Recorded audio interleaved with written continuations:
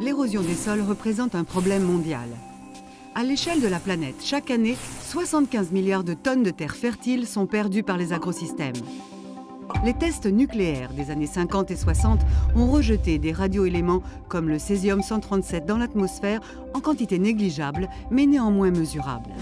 Avec le temps et suite aux précipitations, les retombées de césium ont été déposées partout dans le monde à la surface des sols.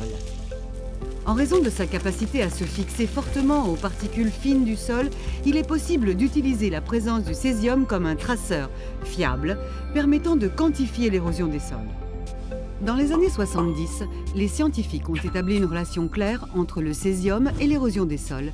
Et depuis les années 80 jusqu'à aujourd'hui, ils ont perfectionné cette technique et ont créé une méthode permettant d'obtenir des données fiables sur l'étendue et la quantification de l'érosion des sols.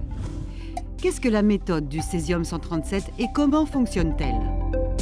La méthode du césium-137 nécessite des analyses par spectrométrie gamma pour comparer la teneur totale en césium de sites agricoles érodés ou en déposition à la teneur en césium d'un site non perturbé, également appelé site de référence.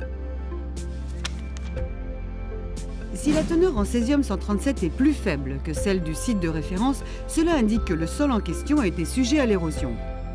Si cette teneur est en revanche supérieure à celle du site de référence, on peut en déduire qu'il y a eu déposition.